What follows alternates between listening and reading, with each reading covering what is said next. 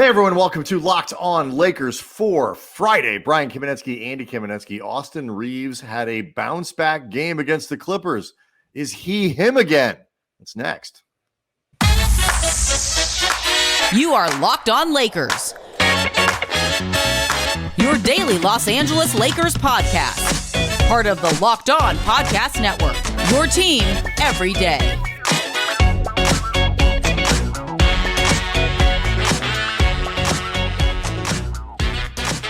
Thanks to everyone for making Locked On Lakers your first listen of every day, Monday through Friday, no matter how or where you get your podcasts. It's always free. It is never going to be behind a paywall. And Locked On Lakers on YouTube is where about 21,500 subscribers, that's a crypto.com arena's worth of subscribers, go to hang out, to talk to us, to talk to each other, to see the show. And let me tell you, Andy, that place was hopping on Thursday following the big overtime win.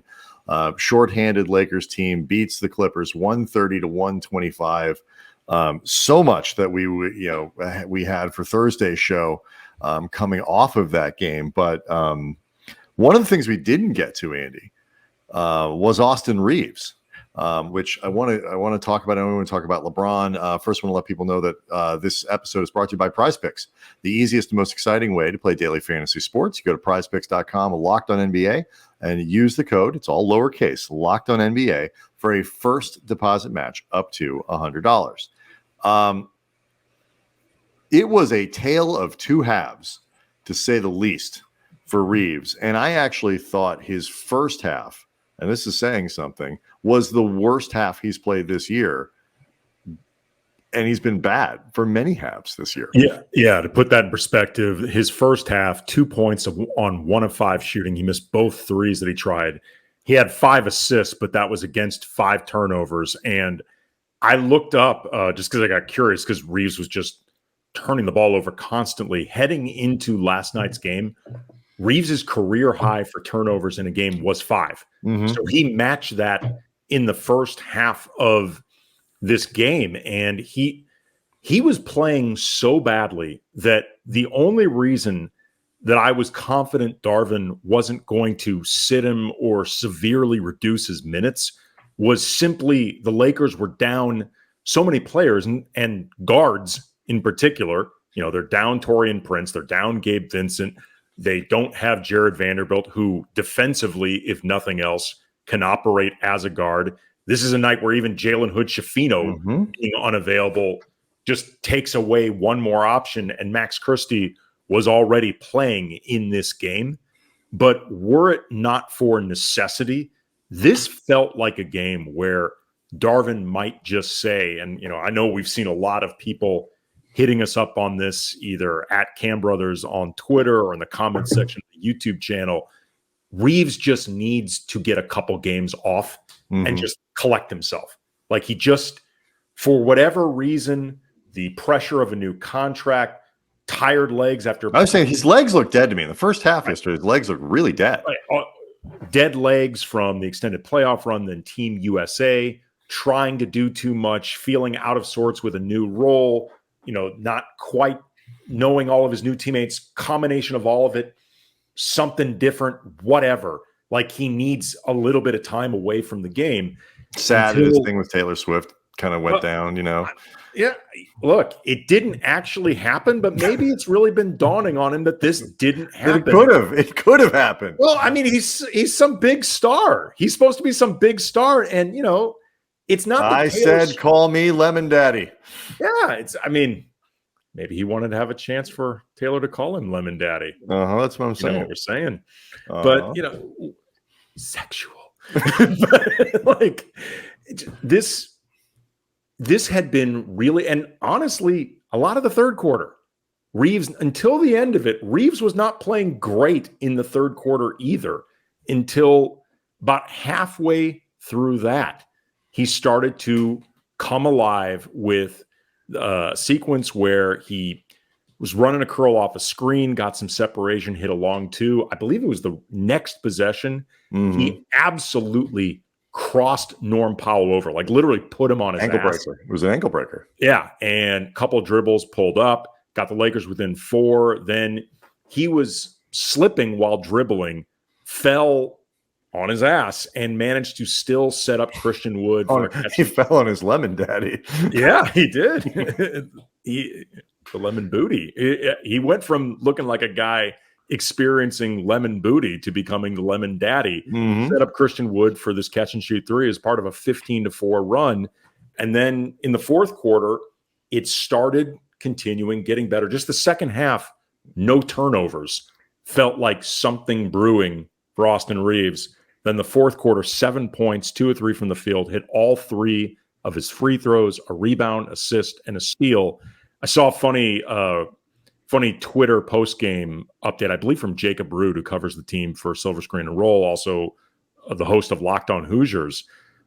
Reaves was asked post-game what the Lakers learned about themselves after being down 19 and coming back. Reaves, we were down 19. Reporter, in the first half. Reaves, I was probably the reason for that. Yeah. I mean, not the reason. Not single-handedly, but I mean, I'll give him credit for 12 of those. I mean, it's just, here's the thing about it. It's funny. Like the Lakers, I heard on the broadcast, they mentioned that the Lakers had 13 turnovers in the first half. And that's too many, by the way. But they limited the Clippers, the damage and stuff. I think the Clippers only had a handful of points off those turnovers. But I think sometimes people get so wrapped up in like, oh, points off turnovers. It didn't hurt you, whatever. But it's 13 possessions where you don't shoot. It's 13 possessions where you have to turn around and play defense off balance. It's like you can't make up and then you fall down, you fall behind. You can't make up a deficit when you don't have the ball. And so you can't build momentum. No. And, practically and literally, it just doesn't work. And so, Reaves, like watching the game, Andy, to me, it felt like there was this just sort of moment where I'm not saying he's back. I mean, is he him again? I don't know. I mean, we'll have to see what he does Saturday in Orlando, and all. But sometimes with athletes, you just need a little bit of success. And okay, I feel like myself again, and you can go out and play. He's got to play 2 or 3 good games in a row before I say, okay, whatever it was, he's past it. But there was a different energy coming through the television with Reaves after those 2 jumpers went down. Even the shots that he would miss for the rest of the game looked better. They felt better coming out of his hand. He had a 3-pointer in the first half that was woefully an air ball. I mean, it was nothing but net except the outside of it, not the inside. And it just, everything was short. Everything was ugly. And the energy completely did a 180 in the second half. So that's the part that makes me think, okay, something clicked mentally where he just felt better about himself. Yeah, you mentioned the Lakers playing Saturday against the Magic. That's at 4 p.m. Pacific time, this game. And the Lakers, it's their first game this season against a repeat opponent. Early milking of 2009 finals nostalgia. You can catch every basket of the Lakers' hometown broadcast with Sirius XM on the SXM app. Just search Lakers, so you get that hometown broadcast. As far as Reaves, like his energy changing, it would obviously be overstating it to say Reaves playing better was the reason that the Lakers won this game, because far too much was happening. And, Reaves played better, but he didn't play that much better. I seem to remember LeBron and AD also contributing to the victory along with Christian Wood, Cam Reddish. There were a lot of guys in this game who contributed in big ways. But what I did notice, though, is it wasn't just Reaves's energy changing. The team's energy changed some. Like you could see guys on the bench, guys on the court getting visibly amped over Reaves having this success. I think in part because he's well liked on that team. And I'm sure everybody is really aware of the struggles that he's been having and want to see him snap out of it just for his own sake. but also too, they need him to play well. We've talked about this before. Hold that thought for a second. I actually want to talk about this in the context of their record and where they're going. And what one game can do for sort of the way you look at a team. The Lakers at 3-2 after this win feel and look, I think, a little different than they did a few days ago. So I want to explore that next. Locked On Lakers is brought to you by Prize Picks, the largest independently owned daily fantasy sports platform in North America. And instead of battling thousands of other players, including pros and sharks, you pick more than or less than on 2 to 6 players, their stats projections, and you can watch the winnings roll in. Prize Picks is the most fun you can have, winning up to 25 times your money during football season. There's an enormous selection of players and stats to choose from. Prize Picks offers weekly promotions with big payouts like Taco Tuesday. You can channel your inner LeBron, enjoy some tacos as Prize Picks discounts select player projections up to 25% on Tuesdays to give you even more value. And with the Prize Picks reboot policy, your entries stay in play even if one of your players gets injured. For NFL games and college football top 25 matchups, if you have a player who exits in the first half, doesn't return in the second half, that player gets rebooted. Prize Picks is the only daily fantasy sports platform with injury insurance. Go to prizepicks.com/LockedOnNBA. Use that code LockedOnNBA for a first deposit match up to $100. Again, prizepicks.com/LockedOnNBA. Prize Picks, daily fantasy sports made easy. We talked on, what was it, Monday's show, Tuesday's show, about sort of the vibes. You know, a lot of comments in the YouTube channel about just broadly just like disappointing. Not that the team is garbage, not that they're trash, not that it's over. Just that the start was underwhelming, and it was, and it has been. It's been choppy. It's amazing, especially early, when all you have are kind of small sample sizes and there are always sort of contextual factors at play. And what a win like this does, because you go from, it hasn't looked good. The preseason was kind of a mirage. They got boat raced by the Clippers, who beat them for the 12th time in a row. Guys are hurt, and it's just like there's a real threat now of them being in that, if not 2-10 boat, something where you're chasing the record for the rest of the year. You win that game, you come back under very difficult circumstances with a short bench and, you know, a weird looking mishmash of players who were available to you. And now all of a sudden the mood is they're 3-2. They're going out on the road. Jared Vanderbilt hasn't played. Rui Hachimura has been hurt, and Austin Reaves has been god awful, but may have been turning it around. Games. Yeah. And he's hit 1 3-pointer this season. Yes. And it's like, it is incredible what the result of one game and the pivoting of one game can mean. And then practically speaking, as choppy as it's been, the Lakers have sort of a sneaky early advantage on both the Suns and the Clippers that could come in handy. 5 games of work, it's not so bad. Well, they also, too, as much as, you know, what we've seen has not always been pretty. And, you know, I said when we talked about this before, if you want to say it's disappointing, I don't think it's in any way been discouraging. And that's really good. And if nothing else, it's worth remembering the Lakers have had 5 games. They're all against playoff caliber teams. Like the Orlando Magic could very well end up in the Eastern Conference playoffs. I think they're a good team. We know that the Clippers and the Suns and Denver, like these are really, really good teams. So the Lakers have had nothing handed to them over these opening 5. And, you know, that's something that you have to keep all of that in perspective and that context. You know, doesn't mean the standards get lowered, because if you're looking to win a championship yourself, standards always really high. Yep. But taking this back to Austin Reaves, I know when we talked about this, you obviously can't put it all on one player because that's not how this works. But there had been no player that you could singularly look at and say, this guy is the most responsible for things not looking the way you expected them to than Reaves. Like if you were going to try to distill it down to something that specific, there's nobody else but Austin Reaves, because in terms of what you expect from him versus what you've gotten and the importance of getting what you need, nobody had been leaving you needing more than Reaves. And like, you could just see the difference in like part of the third quarter and then the fourth quarter and then overtime, the difference in how the team looks when Reaves is playing well or just playing well enough versus when he's been, frankly, because they want the ball in his hands a lot. He is responsible for a lot of stuff out there, and they need him to be that. If not him, like someone other than the other guy, like that. They need to be someone.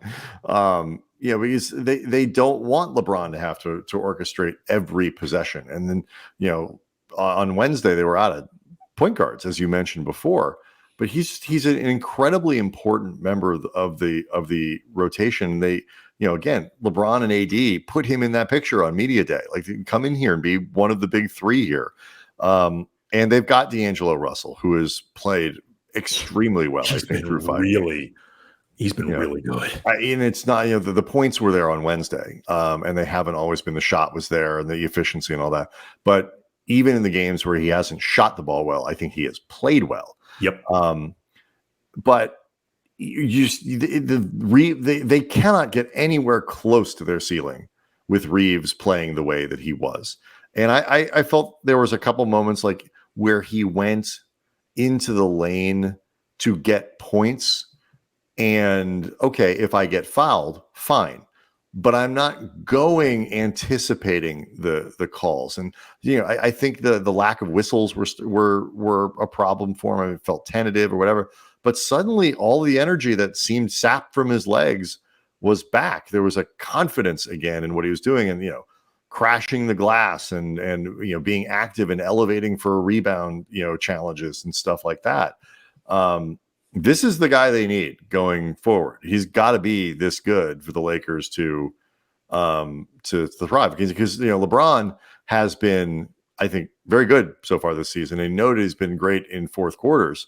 But fourth quarter LeBron needs a little bit of help from first through three quarters. Austin Reaves and Anthony Davis and everyone else. Yeah, he's needed to be better. He's too important a part of this team to be at times unplayable. I mean, there have been stretches over these 5 games where Austin Reaves, the only reason he's been on the court is they just haven't had better alternatives, or D'Angelo Russell needs to rest at some point. AD needs to rest at some point.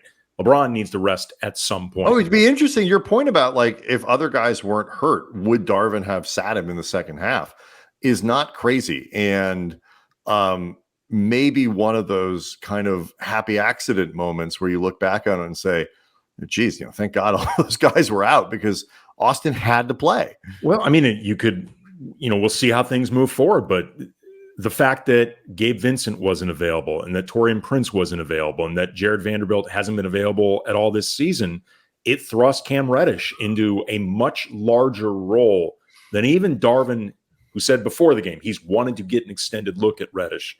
He would not have played 37 minutes is under normal circumstances, and he acquitted himself really well defensively. And I think he brought some things that obviously the staff like to see, but frankly, I think it's great for Reddish to see these things, because even if Reddish believes he's capable of it, and clearly he does, it's always helpful for these guys to actually get the tangible evidence of doing it. And the defense Reddish played against Kawhi and against Paul George, obviously he did not shut down either one of them. They combined for, I think, 73 points, but Reddish played good defense on them. He made them work, and he disrupted stuff too. And there were critical possessions where the effort paid off. Right. I think that the key is translating.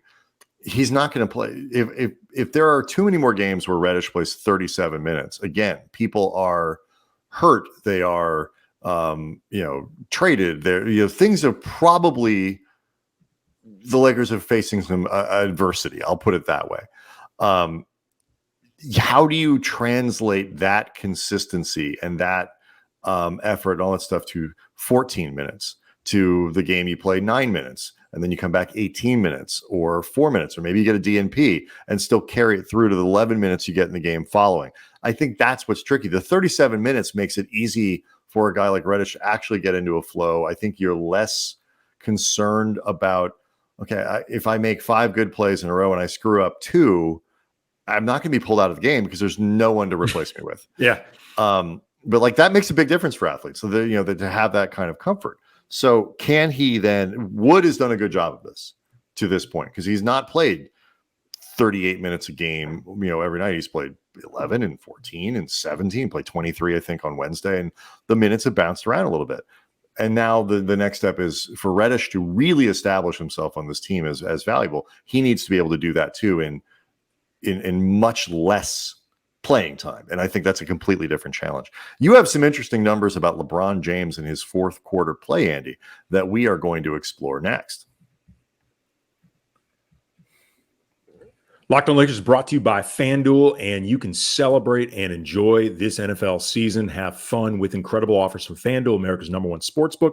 Right now, new customers get $150 in bonus bets. You get them back with any $5 money line winning bet. That's $150 in bonus bets. If your team wins, you can use those bonus bets on spreads, on player props, over-unders, futures, all sorts of fun stuff. The app is really easy to use. All those options right there at your fingertips. But of course, there are NBA props that you can bet on as well. The Lakers over-under for wins this season currently at 45.5 last I checked.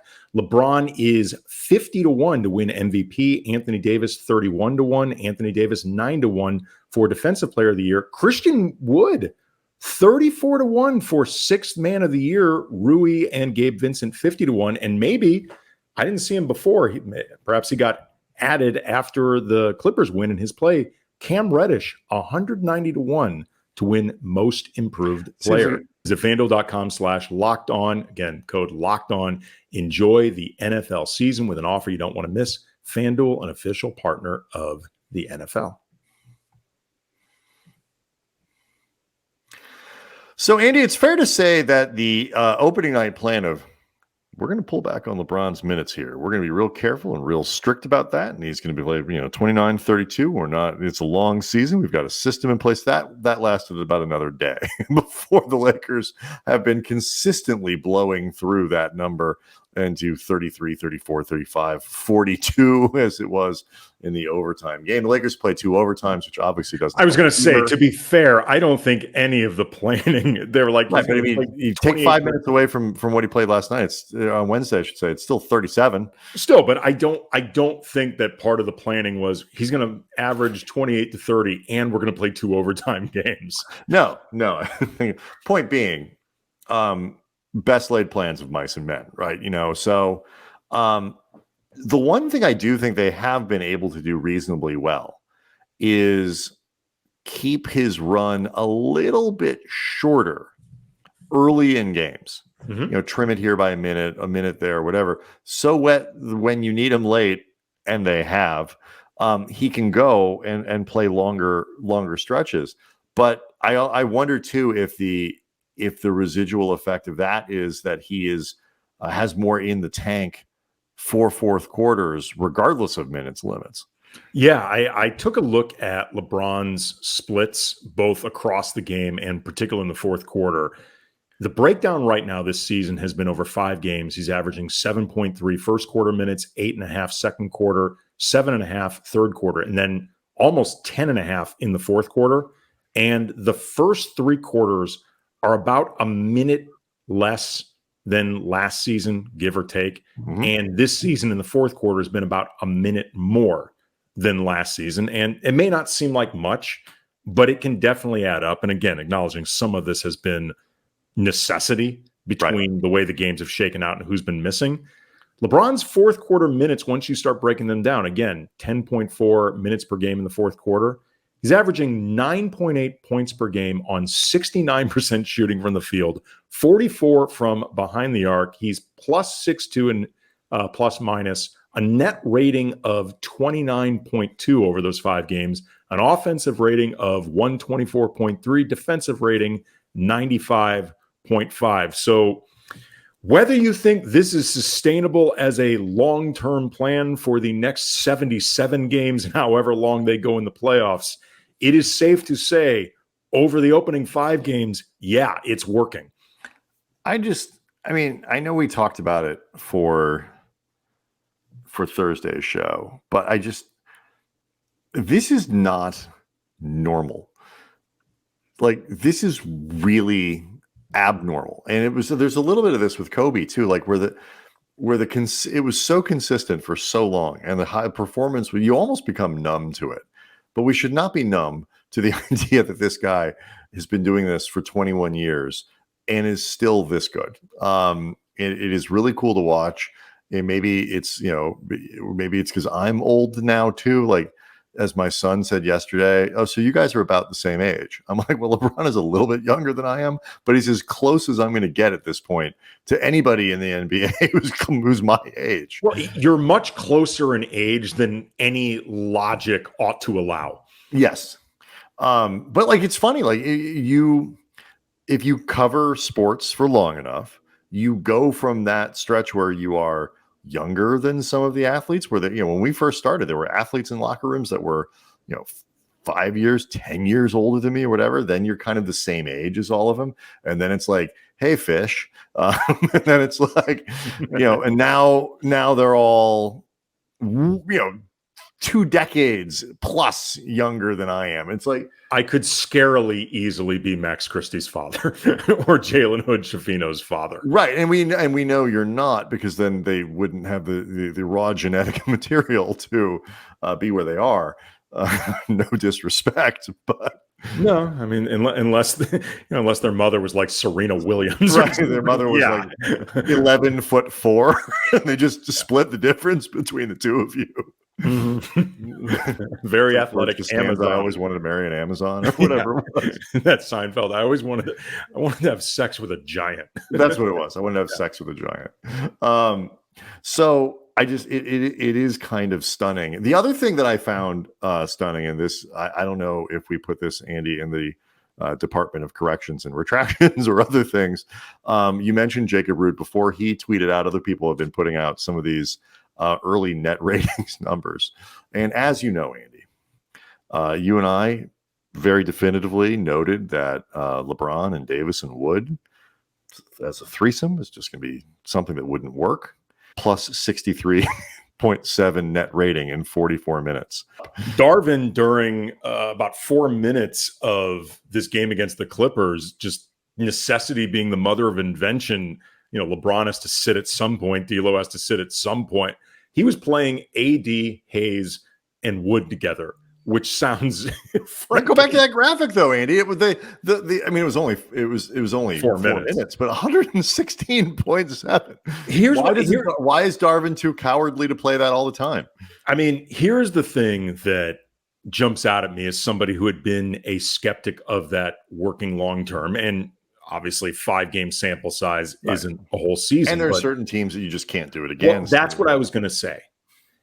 Where I think ultimately we are correct is that, for example, if you ran that lineup against the game that they just played against Sacramento, that lineup is not going to be able to keep up with the guard and small wing speed that team has. Or if you run that against the Warriors, it is simply too much guard-driven play for 3 guys at that size, and the relative speed that you would be lacking. Like, it can't. I don't think that can work. But what I underestimated, and these 5 games I think have reinforced, I underestimated the amount of times where you might need to go big, where going big really would be at your advantage. And then some of the ways that you can manipulate advantages or just try to offset disadvantages, depending on who the other team has out there and who you can put alongside LeBron, AD, and Wood. It's also worth noting that Rui missing a couple games and Vando having been unavailable entirely, some of these 3 big lineups, you might have had Vando in there, you might have had Rui in there, and you could have had a certain amount of the same success, particularly with Vando. But nonetheless, I underestimated, if nothing else, the opportunities where LeBron, AD, and Wood might actually need to be implemented, much less how feasible it could be. Well, I tell you, the biggest thing that I think I whiffed on here, at least in the early going, in terms of my visual of what this could look like, what it would look like, is that Wood has just been way better defensively than in my, how this plays out movie kind of thing. I'm like, that to me is the biggest thing that, well, if I had known that Wood would look this good on that side of the ball, and they'd be able to keep their integrity and all that kind of stuff, I might have felt differently, but I didn't. So one of the things about this show, Andy, and people who have followed us, I was asked the other day, how long have you had a Lakers podcast? And my answer was for longer than it's been fashionable. Like we've been podcasting before it was cool. But like anybody who's followed the podcast for a long time will tell you, like, we have our thoughts, we have our opinions and all that. But if we're wrong, we'll tell you that too. And happy to be. It's like, new information, man. You reevaluate. So all very good signs for the Lakers that this Wood thing is working out so well. A very encouraging game from Cam Reddish that hopefully gets him feeling a little bit more solidified in what he's doing with the team. Hopefully a turnaround that can be sustained from Austin Reaves, and we can put this storyline to bed, which would be phenomenal. And if all of these things happen, you get Rui Hachimura back, you get Jared Vanderbilt back, where all of a sudden the Lakers, who are off to a decent start, win Saturday, you're 4-2. You haven't even been full strength. You can start getting pretty optimistic about what we got going on here. So Locked On Lakers on YouTube is where you go to see the show, hang out with 21,500 subscribers to the channel. And we got weekend games, got a road trip coming up. So plenty to look forward to. We'll see everybody next time.